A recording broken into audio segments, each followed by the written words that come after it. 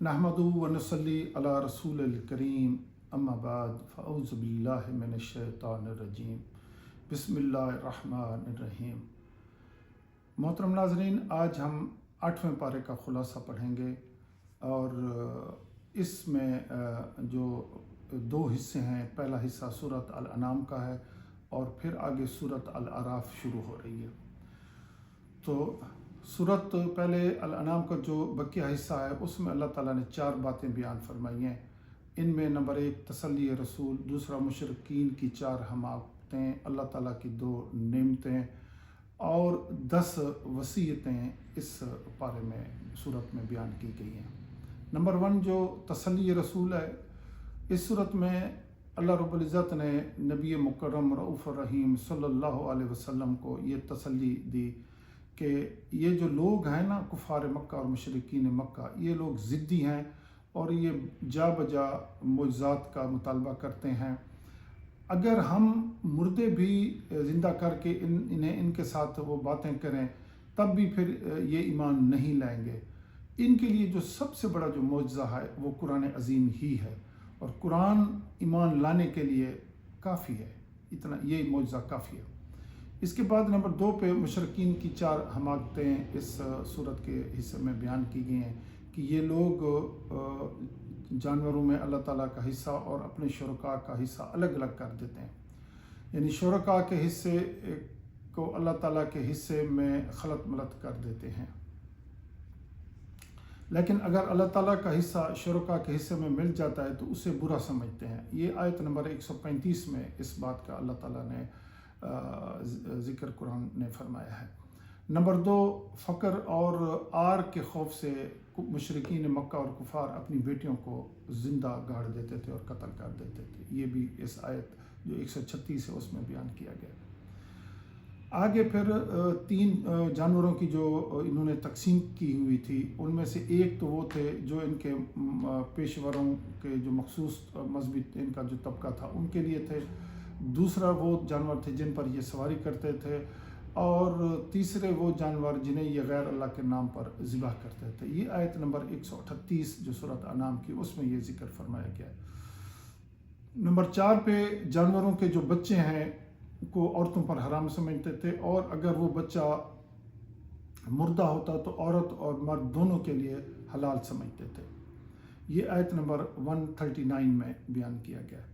इसके बाद अल्लाह ताला की 2 नेमतों का ज़िक्र है जिनमें खेतियाँ और जानवर हैं और फिर आगे 10 वसीयतें अल्लाह ने ज़िक्र फरमाई हैं और अल्लाह ताला की जो 10 वसीयतें फरमाई हैं उनमें पहली अल्लाह ताला के साथ किसी को शरीक ना ठहराया जाए।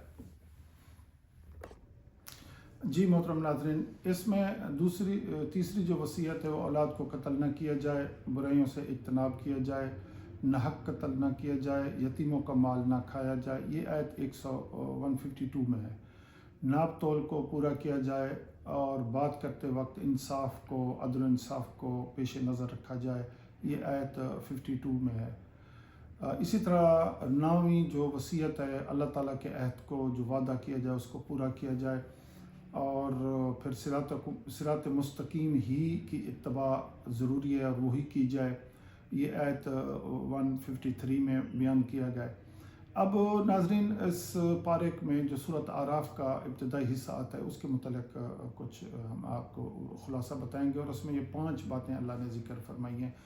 नंबर 1 अल्लाह ताला की नेमतें, इसमें 4 नदाएँ और इसमें फिर इंसानों की तख्लीक, इंसान को मसजूद मलाइका बनाना।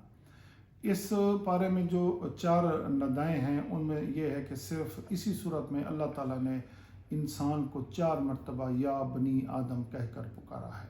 यानी ये वो वाहिद सूरत है जिसमें अल्लाह ने इंसान को या बनी आदम का लक़ब अता फरमाया है। और पहली जो 3 नदाएँ हैं इनमें लिबास का ज़िक्र है। इसके ज़िम्न में अल्लाह ताला ने मुशरिकीन पर ये रद्द कर दिया कि तुम नंगे होकर जो तवाफ़ करते हो, ये इसका हुक्म अल्लाह रब्बुल इज़्ज़त ने कहीं तुम्हें नहीं दिया था, ये तुमने अपनी तरफ से घड़ के रखा हुआ है और ये अल्लाह के रसूल की इत्तबा नहीं है।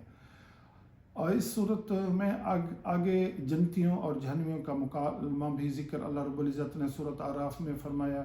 यानी जन्नती कहेंगे कि क्या तुम्हें अल्लाह के वादों का यकीन آ گیا ابھی، تو جہنمی اس بات کا اقرار کریں گے کہ ہاں، تو اب جہنمی جنتیوں سے کھانا پینا مانگیں گے، مگر جنتی انہیں کہیں گے کہ اللہ تعالیٰ نے تم پر یہ ساری چیزیں حرام کر رکھی ہیں اور تم جنت کا کوئی چیز نہیں لے سکتے۔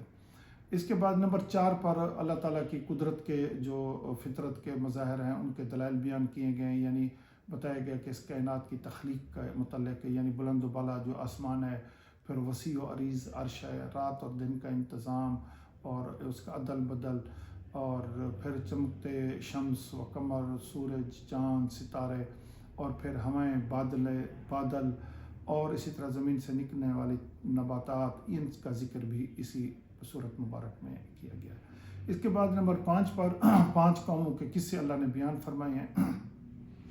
ان قصوں کی تفصیل پورا قرآن میں مختلف صورتوں میں آتی ہے، لیکن سورت اعراف میں بھی ابتدائی طور پر یہ کچھ قصے یہاں بیان کیے گئے ہیں، یہ بعد آگے بھی چل کر قرآن کی اور صورتوں میں بھی ذکر آئے گا۔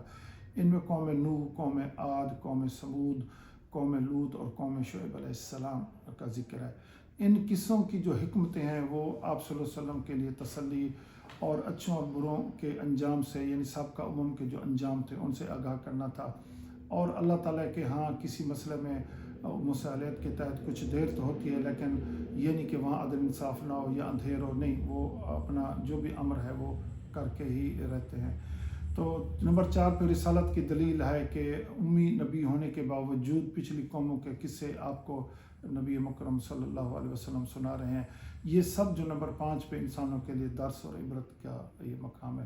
وصلی اللہ تعالیٰ علی خیر خلقہ محمد و آلہ وصحبہ وسلم۔